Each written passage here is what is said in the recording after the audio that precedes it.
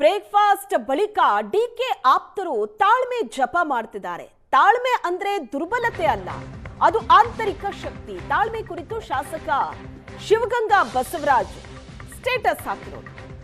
ಅತೀವ ಗಾಳಿಯಲ್ಲಿ ಗಿಡ ತೂಗುತ್ತೆ, ಆದ್ರೆ ಮುರಿಯೋದಿಲ್ಲ. ತಾಳ್ಮೆ ಉಳ್ಳವನು ಸವಾಲುಗಳ ಮಧ್ಯೆ ಶಾಂತವಾಗಿರುತ್ತಾನೆ.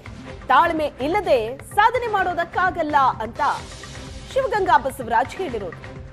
ಕಾಂಗ್ರೆಸ್ ಸಿಎಂ ಇದ್ದಾರೆ, ಕಾಂಗ್ರೆಸ್ ಸಿಎಂ ಮುಂದುವರಿತಾರೆ, ಎಲ್ಲರೂ ಗಟ್ಟಿಯಾಗಿದ್ದಾರೆ, ಜನವರಿಯಲ್ಲಿ ಮಾತಾಡ್ತೀವಿ ಅಂತ ಸುವರ್ಣ ನ್ಯೂಸ್ಗೆ ಶಾಸಕ ಶಿವಗಂಗಾ ಬಸವರಾಜ್ ಹೇಳಿಕೆ ಕೊಟ್ಟಿದ್ದಾರೆ. ತಾಳ್ಮೆ ಬಗ್ಗೆ ಒಂದು ಸ್ಟೇಟಸ್ ಹಾಕಿದ್ದಾರೆ ಶಿವಗಂಗಾ ಬಸವರಾಜ್. ತಾಳ್ಮೆ ಅಂದ್ರೆ ದುರ್ಬಲತೆ ಅಲ್ಲ, ಅದು ಆಂತರಿಕ ಶಕ್ತಿ ಅಂತ ಅವರು ಹಾಕಿರೋ ಸ್ಟೇಟಸ್ ಇದೆ. ರಾಜ್ಯ ಕಾಂಗ್ರೆಸ್ ಸರ್ಕಾರದಲ್ಲಿ ಸಿಎಂ ಕುರ್ಚಿಗಾಗಿ ಕಿತ್ತಾಟ ಜೋರಾಗಿದ್ದು, ಇಂದು ಸಿಎಂ ಮತ್ತು ಡಿಸಿಎಂ ಬ್ರೇಕ್ಫಾಸ್ಟ್ ಮೀಟಿಂಗ್ ಅನ್ನು ಮಾಡಿ ಸುದ್ದಿಗೋಷ್ಠಿಯನ್ನು ಸಹ ನಡೆಸಿದ್ದಾರೆ. ಈಗ ಈ ಕುರಿತಂತೆ ಮಾತನಾಡಲು ನಮ್ಮ ಜೊತೆಗೆ ಡಿಕೆಶಿ ಅವರ ಪರಮಾಪ್ತ ಶಾಸಕರಾದಂಥ ಶಿವಗಂಗಾ ಬಸವರಾಜ್ ಇದ್ದಾರೆ. ಸರ್, ಏನು ಹೇಳ್ತೀರಿ? ಯಾವುದಕ್ಕೆ ಏನು ಹೇಳೋಣ? ಕುರ್ಚಿ ಕಚ್ಚಾಟದ ಬಗ್ಗೆ ಯಾವ್ದು ಕಚ್ಚಾಟ ನಾವು ಮಾಡ್ತಿಲ್ಲ, ನೀವು ಟಿವಿಯರ್ ಮಾಡಿಸ್ತಾ ಇದ್ದೀರಿ. ನಾವೆಲ್ಲ ಚೆನ್ನಾಗೇ ಇದ್ದೀವಿ. ಈಗ ಒಂದೇ ಮನೆ ತಿಂಡಿನೂ ತಿಂದಿದ್ದೀವಿ ನಾವು, ಸಿದ್ದರಾಮಯ್ಯ ಅವರು ಉಪಮುಖ್ಯಮಂತ್ರಿಗಳು. ಮತ್ತೆ ಎಲ್ಲಿದೆ ಕಚ್ಚಾಟ ಇದ್ರೆ ಯಾರು ಹೋಗಲ್ಲ, ಹೌದಾ? ಎಲ್ಲ ಒಗ್ಗಟ್ಟಾಗಿದ್ದೀವಿ, ಚೆನ್ನಾಗಿದ್ದೀವಿ. ಅಂದರೆ ಯಾಕಂದರೆ ಸಾಮಾಜಿಕ ಜಾಲತಾಣಗಳಲ್ಲಿ ಒಂದು ರೀತಿ ವರ್ಲ್ಡ್ ವಾರ್ ಶುರುವಾಗಿತ್ತು. ಅವರು ಇಬ್ಬರು ವರ್ಲ್ಡ್ ವಾರ್ ಯಾವ ರೀತಿ ಇತ್ತಂತ ನೀವು ಗಮನಿಸಿದ್ರಿ? ನಂದೇನಪ್ಪ, ನಾನು ನೋಡಿಲ್ಲ ಅದನ್ನು. ಬೆಳಗ್ಗೆ ಇನ್ನೊಂದಿಬ್ರು ಎರಡು ಮಾಧ್ಯಮದವ್ರಿಗೆ ಕೇಳಿದ್ರೆ ಅದು ವರ್ಲ್ಡ್ ವಾರ್ ಅಂತ. ನನಗೆ ಅದು ಗೊತ್ತಿಲ್ಲ, ಅದು ಗೊತ್ತಿಲ್ಲದ ನಾನು ಮಾತಾಡೋಣ ಅಂತ ಹೇಳಿದೆ. ಅಲ್ಲ, ಕೊಟ್ಟ ಮಾತನ್ನು ಉಳಿಸ್ಕೊಳ್ಬೇಕು ಅಂತ ಅವ್ರು ಟ್ವೀಟ್ ಮಾಡಿದರೆ ಗ್ಯಾರಂಟಿ ಅಸ್ತ್ರನ ಸಿದ್ದರಾಮಯ್ಯನವ್ರು ಪ್ರಯೋಗ ಮಾಡ್ತಾ ಇದ್ರಿ. ಅಲ್ಲ, ಅದೆಲ್ಲ ಹಿಂದೆ ನಿಮ್ಗೆ ಹೇಳಿಕೆ ಕೊಟ್ಟಿದ್ದೀನಿ. ನುಡಿದಂತೆ ನಡೆದ ಸರ್ಕಾರ ನಮ್ಮದು, ನುಡಿದಂತೆ ನಡೆ ಮುಖ್ಯಮಂತ್ರಿ ನಮ್ಮದು ಅಂತ ಹಿಂದೆಲ್ಲ ಹೇಳಿದ್ದೀನಿ.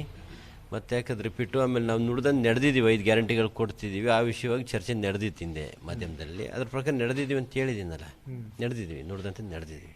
ಅಲ್ಲ, ಈಗ ಮಾತುಕತೆ ಆಗಿದ್ದು ನಿಜನಾ? ಹೇಗೆ ಅಧಿಕಾರ ಹಸ್ತಾಂತರದ್ದು? ನನ್ನ ಮಧ್ಯಸ್ಥಿಕೆಯಲ್ಲಿ ನಡೆದಿಲ್ಲ, ನಮ್ಮ ಶಾಸಕರ ಮಧ್ಯಸ್ಥಿಕೆಯಲ್ಲೂ ನಡೆದಿಲ್ಲ. ಯಾವುದೇ ರೀತಿ ಆ ಥರ ಗೊಂದಲಗಳಿಲ್ಲ, ಯಾವುದೂ ನಡೆದಿಲ್ಲ. ನೀವು ದೆಹಲಿಗೆ ಹೋಗಿದ್ರಿ, ಯಾರನ್ನೆಲ್ಲ ಭೇಟಿ ಆದ್ರಿ? ನಾನು ದೆಹಲಿಗೆ ನನ್ನ ವೈಯಕ್ತಿಕ ಕೆಲಸಕ್ಕೆ ಹೋಗಿದ್ದೆ. ನನ್ನ ಮಕ್ಕಳು ಅಲ್ಲೇ ಓದ್ತಾ ಇದ್ದಾರೆ, ಆದ ಕಾರಣ ಹೋಗಿದ್ದೆ. ಹೋದಂಥ ಸಂದರ್ಭದಲ್ಲಿ ನಾನು ಉಳ್ಕೊಂಡ ಹೋಟ್ಲಲ್ಲೇ ಶಾಸಕರುಗಳಿಗೆ ಕೆಲವರು ಸಿಕ್ಕರು. ಸಿಕ್ಕಂಥ ಸಂದರ್ಭದಲ್ಲಿ ನಾನು ಮಾತಾಡಿಸಿದ್ದು ಬಿಟ್ಟರೆ ಅದ್ರಲ್ಲಿ ಬೇರೆ ಏನು ವಿಶೇಷತೆ ಏನಿಲ್ಲ. ಅಲ್ಲ, ಈಗ ಡಿ ಕೆ ಶಿವಕುಮಾರ್ ಅವರು ಸಹ ಎಲ್ಲ ಶಾಸಕರನ್ನು ವಿಶ್ವಾಸಕ್ಕೆ ತೆಗೆದುಕೊಳ್ಳೋ ಕೆಲಸ ಮಾಡ್ತಾ ಇದ್ದಾರೆ. ತಮ್ಮ ಆಪ್ತ ಶಾಸಕರ ಮೂಲಕ ಇತರ ಶಾಸಕರಿಗೆ ಗಾಳ ಆಗ್ತಾ ಇದ್ದಾರೆ. ನೀವು ಸಹ ನಮ್ಮ ಜಿಲ್ಲೆಯ ಇಬ್ಬರು ಶಾಸಕರನ್ನು ಕರ್ಕೊಂಡೋಗಿ ಡಿ ಕೆ ಶಿವಕುಮಾರ್ ಅವ್ರನ್ನ ಭೇಟಿಯಾಗಿ ಬಂದ್ರಿ. ನಾವೇನಾದ್ರು JDS BJP ಶಾಸಕರನ್ನ ಗಾಳ ಹಾಕಿರೋದು ಗಾಳ ಹಾಕ್ತಂಗೆ. ವಿಶ್ವಾಸಕ್ಕೆ ತೆಗೆದುಕೊಳ್ಳ ಬೇರೆ ಪಾರ್ಟಿ ಶಾಸಕರನ್ನ ನಾವು ವಿಶ್ವಾಸಕ್ಕೆ ತಗೊಳ್ಳೋ ಪ್ರಯತ್ನ ಮಾಡಿರೋದು ಗಾಳ ಹಾಕ್ತಂಗೆ.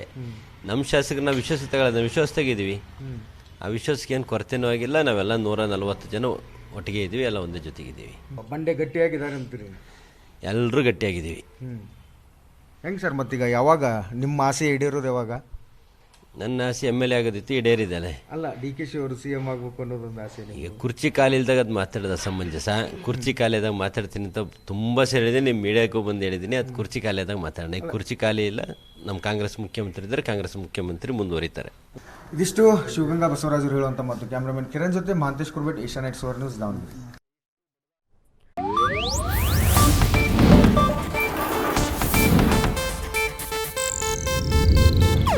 ಇದು ಏಷ್ಯಾನೆಟ್ ನ್ಯೂಸ್ ನೆಟ್ವರ್ಕ್ ಪ್ರಸ್ತುತಿ.